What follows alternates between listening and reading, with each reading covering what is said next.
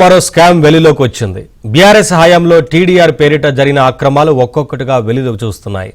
గత ప్రభుత్వంలోని కొందరు నాయకులు అధికారులను అడ్డుపెట్టుకుని అవసరం లేకున్నా భూసేకరణ జరిపించి కోట్లాది రూపాయల టీడీఆర్ను అప్పనంగా సొమ్ము చేసుకున్నారు. హైదరాబాద్లో లింక్ రోడ్లు, ఫ్లైఓవర్లు, అండర్ పాస్ల పేరిట పెద్ద మొత్తంలో టీడీఆర్లను సృష్టించి కోట్లాది రూపాయలను స్వాహా చేశారు.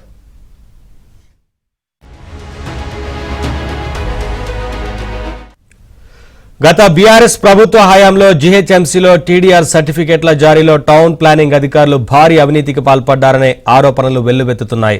హైదరాబాద్ నగరం అత్యంత వేగంగా విస్తరిస్తోంది.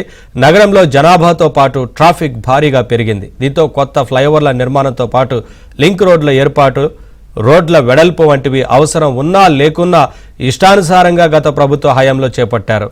నష్టపోయిన బాధితులకు సహాయం అందించడం కోసం బీఆర్ఎస్ ప్రభుత్వం ట్రాన్స్ఫరబుల్ డెవలప్మెంట్ రైట్స్ స్కీమ్ను 2017లో తెరపైకి తీసుకొచ్చింది.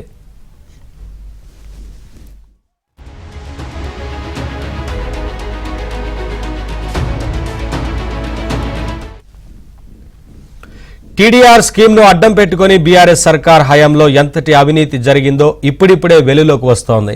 ఇందులో భాగంగానే హెచ్ఎండిఏ డైరెక్టర్ బాలకృష్ణ సహా అనేక మంది కీలక అధికారులు జైలు పాలయ్యారు. కేసీఆర్ ప్రభుత్వంలో కీలకంగా ఉన్న అధికారుల నుంచి కింది స్థాయి అధికారి వరకు ఈ స్కీమ్ పేరిట భారీగా దండుకున్నట్లు తెలుస్తోంది. కొందరు మంత్రులు, ప్రజాప్రతినిధులు, వాళ్ల అనుచరులు పెద్ద మొత్తంలో టీడీఆర్ బాండ్లను మింగినట్లు తెలుస్తోంది.